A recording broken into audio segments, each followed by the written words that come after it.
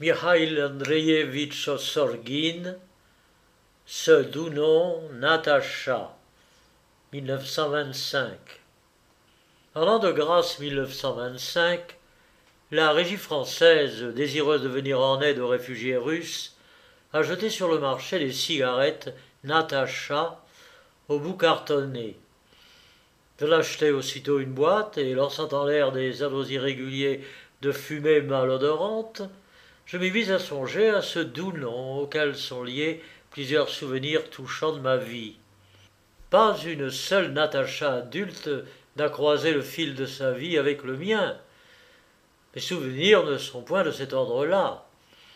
Mais il y eut plusieurs Natachas, petites et blondes, les unes réelles, d'autres créées par mon imagination, qui ont failli apporter, dans le brouhaha de mon existence, la lumière égale de la vie de famille. Ont failli, mais ne l'ont pas apporté. Et que vois-je là-bas, à l'horizon? N'est-ce pas à l'aube du coucher? Ont failli, mais ne l'ont pas apporté, et donc ne l'apporteront plus. À l'époque où le soleil luisait encore haut à mon horizon, j'ai voulu adopter un enfant, pour savoir pour qui et pourquoi vivre. Je demeurais alors à Rome, en émigré politique, et on m'écrivit un jour de Russie qu'il y avait une petite fille appelée Natacha, dont la mère venait de mourir de tuberculose et dont le père se trouvait en prison. Ne voudrais-je pas m'en charger? C'était en l'année 1907. Je demandais pour quelle raison le père est-il en prison? Si c'est un criminel de droit commun, ce ne sera pas un obstacle. Mais si c'est un délinquant politique, ne serait-ce pas par hasard un marxiste? J'appartenais moi-même à cette époque au parti des populistes.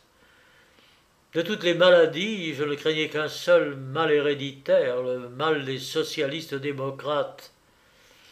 On peut redresser les enfants défectueux selon le système de Montessori, mais quant au marxisme, je l'ai toujours considéré comme un vice organique très grave. Est-il guérissable? N'est-il pas causé par l'atrophie de la glande thyroïde ou de quelque autre glande importante? N'est-il pas transmis aux enfants par atavisme, comme le strabisme, le bec de lièvre, le rachitisme ou l'imbécilité héréditaire? On me répondit, oui, le père est en effet un marxiste. Je dis, non, non, je ne puis me décider à prendre cette petite fille, la responsabilité est par trop grande. Et cette première Natacha ne devint pas ma fille. Nous demeurions alors dans une villa sur le littoral élevé de la Méditerranée, dans un charmant hameau de pêcheurs italiens. C'était au printemps. J'avais pour cabinet de travail une petite chapelle transformée, et j'y travaillais la nuit car le jour le soleil brillait et la mer appelait. Comment voulez-vous que l'on écrive? Nous vivions dans une communauté de jeunes où il n'y avait que 2 couples mariés. Tard, un soir, une charmante jeune fille entra chez moi, s'assit avec gêne près de ma table et dit « Oncle Michel, si un homme m'a plu, que faut-il faire ?»« Oncle? Je n'étais point son oncle, mais j'étais l'un des plus âgés de la villa. Je lui ai demandé « Dites-moi, vous plaît-il beaucoup ?»« Oui, beaucoup. » Et ses yeux disaient « Beaucoup. » Alors je lui dis « Que voulez-vous? Il n'y a pas à y réfléchir longtemps. Vous n'inventerez rien d'autre. Que Dieu vous bénisse. C'est bête évidemment, mais que voulez-vous? L'homme est ainsi fait. » Elle s'en alla, et moi je me dis voilà qu'on commence déjà à me demander comment se conseille en pareilles affaires. C'est flatteur et triste. Et j'étais un peu envieux aussi.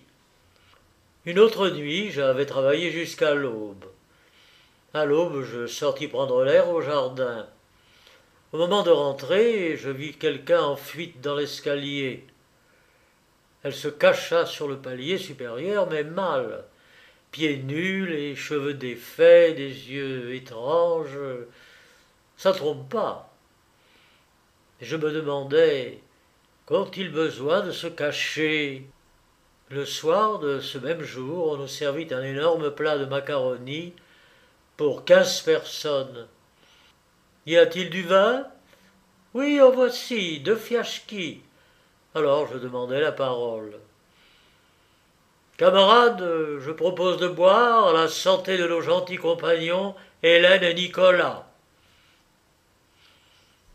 Ils rougirent et nous bûmes encore et encore. Nous changeâmes la distribution des chambres de façon qu'Hélène et Nicolas ne fussent plus logés à 2 étages différents. Inutile dès lors de courir pieds nus dans l'escalier. En automne, ils partirent pour Paris. Lui avait un passeport, elle n'en avait pas. À cette époque, on ne demandait pas de passeport à la frontière, mais à Paris, il fallait avoir un permis de séjour. Plutôt que de les laisser se débrouiller et s'improviser un passeport, je leur donnais mon vieux permis de séjour parisien commun pour ma femme et pour moi. Ils seraient tranquilles assis jusqu'au moment où ils se seraient procuré ce qu'il leur fallait. Il était plus commode pour eux de porter un même nom. Ils s'étaient donc installés à Paris et un jour, ils m'écrivirent. Félicitez-nous, une fille nous est née. Il a fallu l'inscrire à votre nom, car nous n'avons toujours pas notre passeport. La petite s'appelle Natacha. Et je devins père. Une année plus tard, lui rentra en Russie. Le délai de son expulsion était expiré, et elle revint en Italie dans une autre agglomération d'émigrés russes où j'allais 2 ou 3 fois par an. J'y vis ma fille, ma douce petite blondinette. Elle savait dire papa, mais son papa n'était pas là, et elle se mit à me dire papa à moi. Son vrai papa s'attardait en Russie. Maman s'énervait, maman pleurait, maman ne pouvait plus vivre toute seule, sans amis et sans but. Petite et frêle d'apparence, elle avait jadis été une terroriste. S'était enfuie de prison et ne pouvait rentrer légalement en Russie.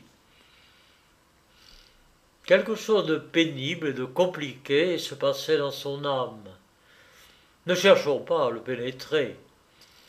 Et elle décida de partir pour Paris, où se trouvait déjà à cette époque le centre de l'émigration politique, pour tenter peut-être de regagner la Russie. Le seul obstacle à ses projets était sa petite fille, Natacha.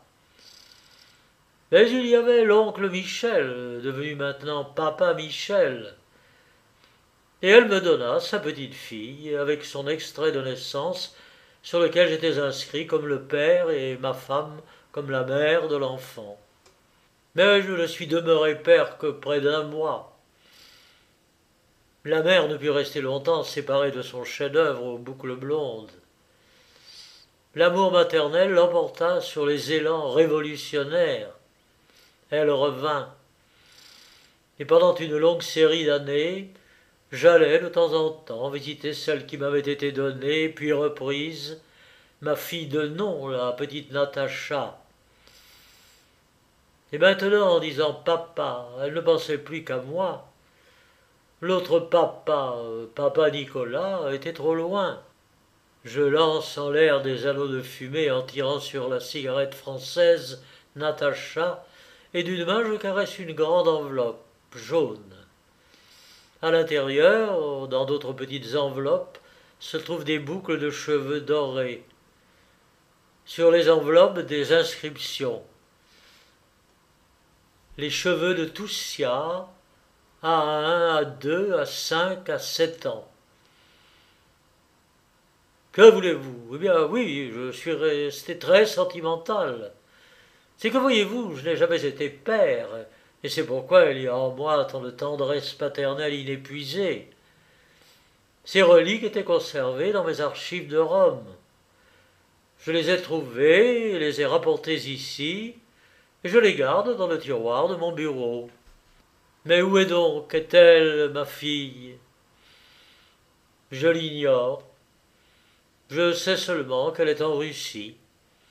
Je me rappelle en 1917, les derniers émigrés revenaient en Russie. Un coup de sonnette à ma porte, j'allais ouvrir. La mère et la petite entrèrent et cette rencontre aurait été joyeuse si, dans les yeux de la mère, il y avait eu de l'effroi et du désespoir. Vous arrivez de la gare? Non, nous avons été encore ailleurs. Pendant qu'on lavait, peignait et restaurait la petite fille, la mère, assise dans mon cabinet, me racontait d'une voix entrecoupée, avalant ses larmes. Il ne m'avait pas prévenu, évidemment, il ne pouvait pas. Il n'y a pas de poste régulière. J'ai sonné, j'ai demandé. Monsieur est-il là? La bonne m'a dit. Monsieur est en voyage, mais madame est là. Madame, quelle madame? Mais sa madame. Et nous sommes partis, j'ai tiré Toussia par la main. Mais écoutez, pourquoi n'êtes-vous donc pas venu chez moi d'abord? Je vous avais cependant écrit. Étonnée, elle me dit. Mais papa Michel, je croyais rentrer chez moi. Il ne m'a pas écrit un seul mot pour me dire que je ne pouvais pas venir chez lui. Après un silence. Vous croyez que je le blâme pour ça? Non, pas pour ça, mais pour sa lâcheté. Je lui ai télégraphié en route, pensant qu'il viendrait à la gare. Et lui, il a fui. J'arrive de la gare, je sonne, et Toussia a tout entendu. Elle est si éveillée. Elle m'a demandé « Maman, papa Nicolas n'est pas là? Il n'y a que madame ?» Je l'ai vite emmenée, et que vais-je faire maintenant? Puis on amena Natacha, propre, mais point gaie. Et sa mère dit « Tenez, papa Michel, voici votre fille. Toussia, voici ton papa Michel. » Papa Michel ne resta pas père longtemps. En dehors de lui, des drames humains se déroulaient. Mais dans les moments les plus tragiques, les deux parties venaient frapper à sa porte. Un homme échevelé, confus, une femme amaigrie, au nerf complètement ébranlé. Papa Michel les aimait beaucoup, mais aurait souvent voulu les envoyer au diable. Lorsqu'il en eut définitivement assez, il leur dit « Ah, vous êtes fous tous deux, et je regrette vivement de vous avoir bénis jadis avec des macaronis et du vin italien. Que me voulez-vous encore ?» Un jour, il leur dit à tous deux de venir à la même heure. Chacun vint sans savoir que l'autre serait là. Et alors papa Michel ouvrit bien grande la porte de ces deux chambres contiguës, poussa dans le cabinet où se trouvait la mère de Toussia l'homme échevelé et confus, et leur cria d'une voix irritée « Tenez, vous voici tous deux, battez-vous, embrassez-vous, séparez-vous, réunissez-vous, mais laissez-moi tranquille !» Il partit de chez lui et ne rentra qu'une heure plus tard. Il les trouva tous deux assis sur le divan avec des physionomies idiotes de jeunes amoureux. C'était écœurant, et papa Michel était sombre et furieux. Quand les deux idiots tentèrent, avec une feinte indifférence, d'adresser la parole à papa Michel, en prenant bien entendu, ainsi qu'il sied à toute personne heureuse et raisonnable, un ton protecteur, papa Michel sortit de son tiroir l'extrait de naissance de sa fille et le tendit aux nouveaux parents.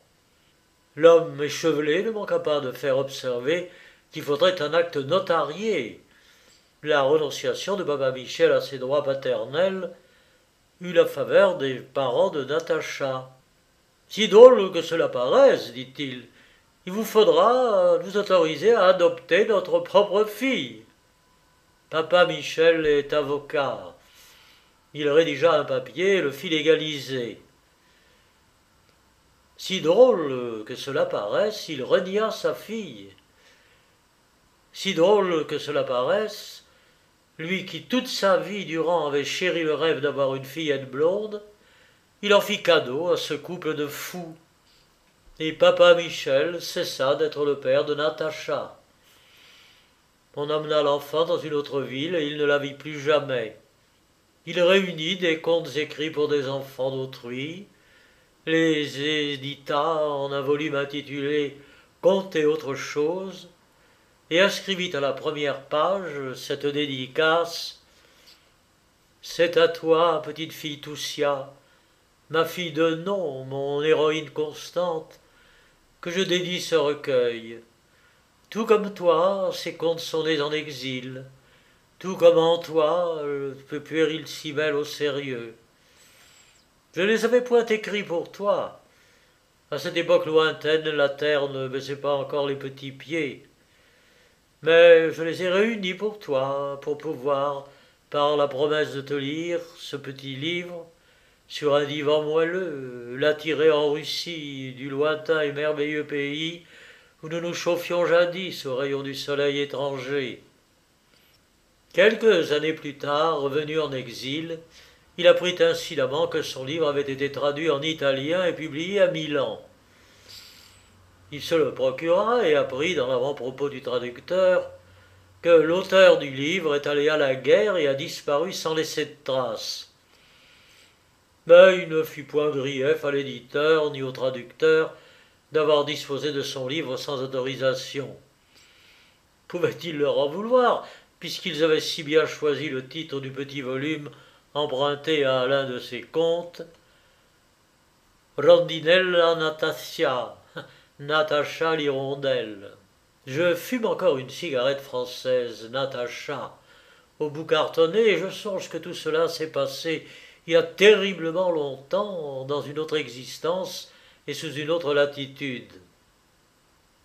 Et je songe aussi que le cycle des Natacha ne se borne pas à ce que je viens de raconter. Il y eut encore une autre candidate à la fondation du bonheur familial du stérile papa Michel, à la fibre paternelle si sensible. Le bonheur et le malheur de ceux qui écrivent consistent à noyer dans l'encre et à transposer sur le papier le trop-plein de leurs émotions. Si la cigogne a refusé de m'apporter une fille, si toutes mes recherches sous les feuilles de chou furent vaines, rien ne pouvait pourtant arrêter mon imagination. Je devins alors père d'une petite fille aux boucles blondes, aux yeux bleus, née d'une union avec l'imagination. Elle n'était pas ma fille par le sang, mais elle était par l'esprit, fruit d'un amour spirituel. Je l'ai élevée dès les premiers mois de son existence, et cet être minuscule remplit d'une signification nouvelle toute ma vie personnelle. Ses premiers pas hésitants, son premier mot, le premier bâton qu'elle traça au crayon, tout cela était inscrit et enregistré dans un précieux journal de Toussia, le journal de mon trésor inappréciable. Je lui parlais, à elle, qui était née sous le ciel italien, de la neige légère, de la forêt des pins, du lièvre qui a toujours une oreille dressée, de la rivière où poussent les nénuphars si semblables à des tasses de porcelaine sans anse, de notre pays qu'elle verrait un jour.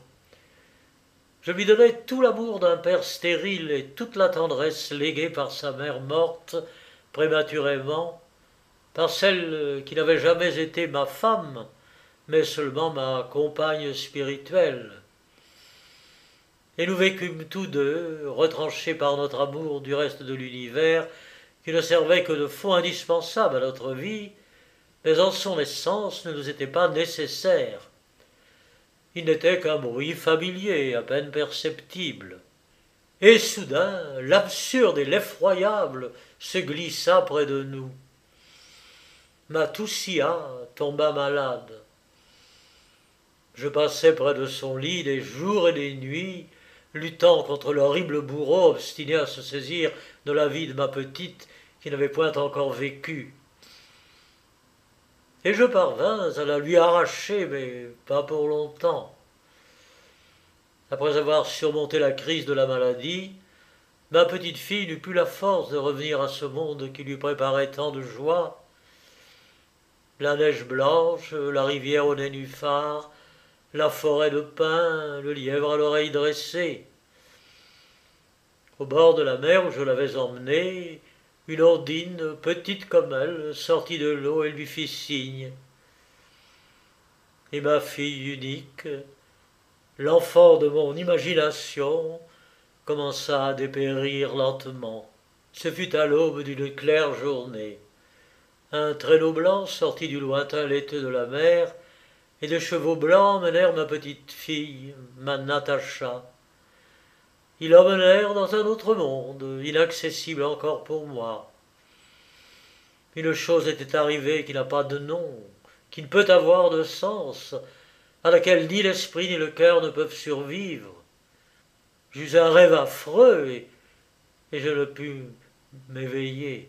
Les écrivains, ce sont des conteurs de mensonges, mais il arrive à chacun d'entre eux de vivre une fois son mensonge dans toute son intensité. C'est à l'époque de sa création. Cela s'appelle, je crois, de l'inspiration. Je mis 2 ans à décrire la nouvelle en question, et je subis une vraie torture au moment où ma petite héroïne tomba malade. Je ne savais jusqu'au bout si je pourrais l'arracher aux griffes de la mort, et les derniers chapitres furent pour moi une réelle souffrance. Je pense que ce n'est pas ainsi qu'il faudrait écrire. L'art exige un esprit calme et détaché. Actuellement, alors que plusieurs années se sont écoulées, je vois parfaitement tous les défauts de mon œuvre. Mais alors, je le voyais clairement, jusqu'à son moindre détail, jusqu'à son grain de beauté, jusqu'à son petit ongle rose, que ma Natacha, qui n'était jamais née, n'avait pas vécu, et que je ne l'aimais pourtant pas moins que j'aurais pu aimer une enfant en chair et en os.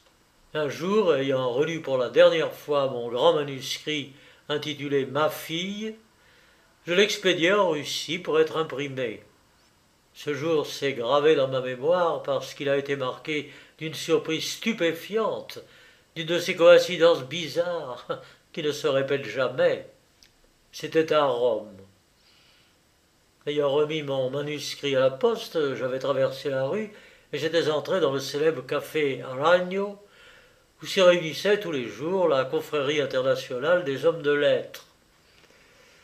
Je m'assis à une table et l'on me présenta un journaliste bulgare, un homme de haute taille, sérieux et réservé. Nous échangeâmes quelques phrases. Lorsqu'il eut pris congé et fut parti, l'un de mes amis me dit « Savez-vous, ce Bulgare a une fillette, Natacha, toute blonde et blanche et si gentille. Oh, il l'a amenée à ma petite fille pour qu'elle joue ensemble. Elle raconte qu'il la bat et voudrait, semble-t-il, s'en débarrasser. » « Il bat sa petite fille ? » ?»« Oui, et pourtant c'est un amour d'enfant, très caressante. » »« Mais quel âge a-t-elle ? » ?»« Oh, 5 ans, pas davantage. » L'enfant blonde de mon imagination s'était appelée Natacha. Elle avait 5 ans au moment où la mort me l'a arrachée. Elle avait eu des yeux bleus et avait été très caressante. Mais moi, j'avais été meilleur père. Le lendemain, je retrouvai au même endroit le journaliste bulgare. Il était seul. Je m'assis en face de lui et lui demandai « Vous avez amené avec vous votre petite fille ? J'ai entendu dire que c'est une enfant délicieuse. »« Oui, elle est gentille. »« Ne s'appelle-t-elle pas Natacha ? » ?»« Si. » Je voyais qu'il ne parlait pas volontiers de sa petite fille. Alors je lui dis franchement « Écoutez, je suis seul, je gagne passablement bien ma vie et j'aime les enfants. L'on m'a raconté que pour certaines raisons vous pouvez ne point me répondre, hein, que vous seriez disposé à confier pour un certain temps ou peut-être définitivement votre fille à quelqu'un d'autre, car elle vous gêne. Si c'est vrai, je voudrais m'en charger. Il me répondit simplement « Oui, c'est exact. » Mais consentirez-vous à vous en séparer pour toujours, pour qu'elle vous oublie et nomme un autre son père? Attendez avant de répondre. Écoutez-moi encore. Je viens de vous le dire, je prendrai votre fille sans l'avoir vue, mais vous devez y renoncer définitivement et ne plus la revoir, qu'elle ne devienne grande.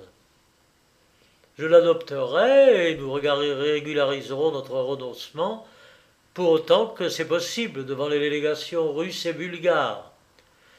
Je suis un émigré politique, mais je m'engage à régulariser tout. Il réfléchit un peu et dit « Ma foi, oui, c'est acceptable. Je ne vous cacherai pas ce que vous avez déjà entendu dire, que ma petite fille me gêne. Elle est née à Pétersbourg au moment où j'y faisais mes études. Sa mère est russe. Notre liaison était restée secrète et nous avons réussi à cacher aux parents la naissance de l'enfant. La petite a vécu d'abord dans un orphelinat, puis chez une brave femme, puis il n'y a pas bien longtemps je l'ai prise. Mais il faut vous dire que moi, je me suis marié en Bulgarie. La mère de Natacha s'est mariée à Pétersbourg. Oh, le passé est oublié depuis longtemps. Pour diverses raisons, compréhensibles d'ailleurs, il me faut cacher que j'ai une fille. Il est évident qu'elle me gêne. Alors par conséquent, vous êtes d'accord? En principe, oui, mais nous ne pouvons guère discuter ici les détails. Permettez-moi de venir vous voir demain avec la petite. Vous pourrez la voir et nous causerons. Parfait, alors venez donc déjeuner. Le lendemain matin, l'appartement du petit fonctionnaire italien, dont j'occupais 3 pièces, était en émoi. Ayant appris que j'attendais une petite visiteuse qui allait peut-être devenir ma fille adoptive, mon gros ami et domestique, mon échevelé, malpropre, mais tendre et soucieux Serafino, ne fut pas moins ému que moi. L'eau pour les macaronis bouillait à gros bouillon, la poussière fut balayée même sous les divans. Sur ma table à écrire s'étalait, les bras écartés, une poupée neuve aux grands yeux, un gros nœud de soie dans les cheveux. Dans la salle à manger luisaient 3 couverts et 2 bouteilles, du Chianti rouge et du Frascati couleur d'ambre. Dans l'escalier, derrière les portes entr'ouvertes, veillaient nos voisines auxquelles Serafino avait confié l'événement attendu. Je demeurais depuis 5 ans dans ce grand immeuble du quartier ouvrier, aux fenêtres donnant sur la place du Risorgimento et sur le Vatican, et tous mes voisins étaient de mes bons amis. Vers midi, j'allais et venais nerveusement dans mon cabinet de travail, tentais de m'asseoir sur le divan, me levais d'un bond, arrangeais les livres sur les rayons, ouvrais et refermais mon encrier et allumais cigarette après cigarette. Serafino, affublé d'un tablier qui recouvrait son gros ventre, passait à tout moment son visage soucieux à l'entrebâillement de la porte et disait « Vedra, ma stia tranquillo, che tutto va benone. » Mais voilà qu'on sonne. Je m'assieds dans un fauteuil près de la table et m'efforce de paraître calme. J'entends des pas d'enfant. Puis, devançant son père, une petite fille paraît à la porte, sourit et court à moi. C'était elle, ma Natacha, l'héroïne de ma nouvelle. Quand je n'étais pas le seul à la reconnaître, nous nous reconnûmes l'un l'autre. Elle accourut, grimpa sur mes genoux, m'entoura le cou de son bras et saisit aussitôt la poupée. À la porte se tenait un homme sérieux et barbu de haute taille, et mon Sérafino dont les yeux étaient humides d'attendrissement. C'était elle, il était impossible de s'y tromper. C'étaient ses yeux, ses cheveux d'or clair, son rire d'or clair également, sa chaleur et son contact. C'était cette petite fille Natacha que je m'étais inventée à moi-même, à laquelle je parlais des pins, du lièvre et de la neige blanche. Elle passa près de 2 heures avec moi, et je ne découvris pas un seul geste qui ne me fût familier. Nous nous sourions, et l'homme barbu était un étranger lointain, un témoin fortuit de notre bonheur. Il me semblait même qu'il nous considérait avec une certaine ironie, ou peut-être une certaine hostilité. Nous ne pûmes causer avec lui. J'étais trop occupé de Natacha et l'on ne pouvait parler devant elle. En nous quittant, nous prîmes rendez-vous pour le lendemain au café. Natacha emporta avec elle la grande poupée et nous laissa pour toute la journée son sourire. Après son départ, je tentais d'être sérieux, mais les coins de ma bouche sautillaient. Sérafino ne voyait pas la nécessité de se contenir. Il bavardait sans trêve, poussait des exclamations, invoquait l'opinion enthousiaste des voisines, celle de la Sora Julia principalement, qui avait des enfants à ne savoir qu'en faire, et s'y connaissait. Il faisait des projets de déplacement de meubles, et me vantait le magasin dans lequel on pouvait acheter à bon compte le meilleur petit lit d'enfant. Il avait apparemment l'intention de devenir lui-même bonne d'enfant. Mon pauvre Sérafino, mort depuis longtemps, mon meilleur ami italien, et sincère, absurde et bon. J'arrivai au café bien avant l'heure du rendez-vous. Je m'assis à la table d'un ami italien, le directeur de la bibliothèque publique. C'était un russophile et un connaisseur de la langue russe. Je ne pouvais parler que de ma joie, et je ne pus me retenir de confier à mon ami l'événement extraordinaire de ma vie. Il me demanda « Qui est le père, un Bulgare? Quel est son nom ?» Je le lui nommai. Écoute, me dit-il, je n'ai pas le droit, au fond, de t'en parler, mais je ne voudrais pas que tu aies des ennuis et de gros. Il faut que ce que je vais te dire reste entre nous. Ce Bulgare va être arrêté. Et il me conta. Grâce à ma connaissance du russe, j'ai parfois à traduire des documents pour notre ministère des Affaires étrangères. Je viens justement de traduire des papiers joints à un document secret du gouvernement russe transmis par votre délégation. Ce document est une demande d'arrestation immédiate d'un journaliste bulgare, P, accusé de chantage. Il a amené avec lui sa petite fille, née d'une liaison avec une jeune fille de l'aristocratie de Pétersbourg. La jeune femme s'est mariée tout récemment en cachant son passé à son fiancé. Le Bulgare en question cherche actuellement à la faire chanter, lui soutire de l'argent et la menace de tout raconter au mari. Il y a longtemps déjà que ce chantage dure, et elle en est venue à la décision de se confesser à son mari.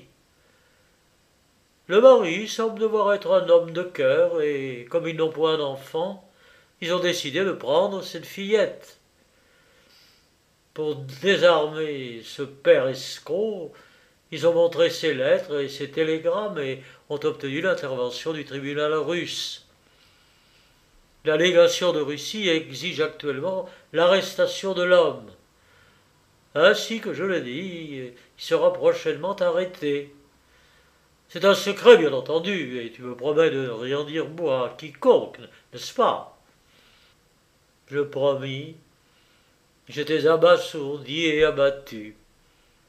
Je n'eus pas à garder ce secret pendant longtemps. Mon ami à peine parti, des journalistes arrivèrent du télégraphe, et la première chose que j'appris d'eux fut cette nouvelle. Savez-vous, on vient d'arrêter au télégraphe un Bulgare, cet homme barbu avec lequel vous avez vu ici. Il était en train d'expédier une dépêche pour Pétersbourg, et on l'a pris près du guichet. Je ne demandais qu'une chose. Et sa fille Natacha? Oh, la petite est probablement à la maison, ou peut-être chez les amis. La pauvre enfant. Il faisait déjà nuit. Le lendemain, je me présentais, premier visiteur au consulat russe. Malgré ma qualité d'émigré, étant le correspondant d'un grand journal, je connaissais tous les diplomates, tout comme ils me connaissaient. Le consul fut un peu surpris de me voir dans la salle d'attente et s'étonna encore davantage lorsque je lui déclarai: On a arrêté hier à Rome, sur la demande de la légation, un journaliste bulgare, P. Vous êtes certainement au courant de la chose. Je ne connais absolument pas ce monsieur P. Je l'ai vu 2 fois et son sort ne m'intéresse nullement. Je m'intéresse uniquement à sa petite fille, âgée de 5 ans. Où se trouve-t-elle? Le consul se taisait. Il dit enfin, sans enthousiasme: Ce ne sont pas des affaires sur lesquelles on peut se renseigner dans un consulat. Et d'ailleurs, je continuais avec émotion, mais j'ai vu cette fillette une seule fois, il est vrai. Je me suis attaché à elle. Je n'ai pas d'enfant et j'ai un gain assuré. Le sort du père, je vous le répète, ne m'intéresse pas. Mais la petite reste seule, sans soin. Il faut que l'on s'en occupe. Permettez-moi de vous déclarer que je suis prêt à la prendre immédiatement. Si la chose apparaît possible, je l'adopterai, sinon je pourrais la recueillir chez moi, l'entourer de soins, lui trouver une bonne, lui servir de père, faire tout enfin. Le consul sourit. Oh, je vous comprends bien, mais cet enfant a déjà un tuteur, il est là. C'est lui-même qui a apporté les papiers.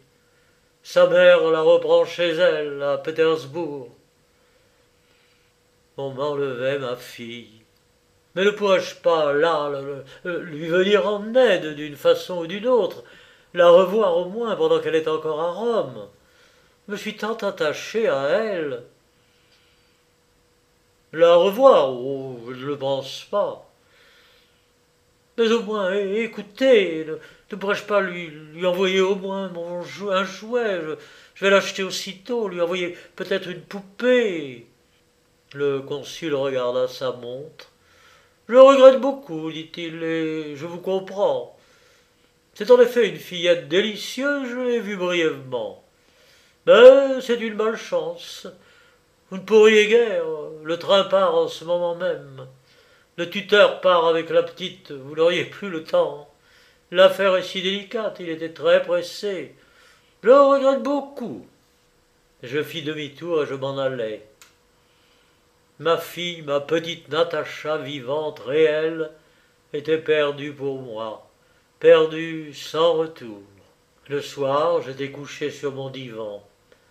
Serafino s'était placé à côté de moi sur une chaise et tirait sombrement sur son affreuse pipe. È una vera disgrazia.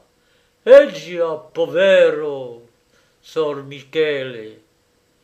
Je me taisais obstinément et lui marmottait, branlant la tête: Ma guarda un po' ci bonaccia sto bulgaro.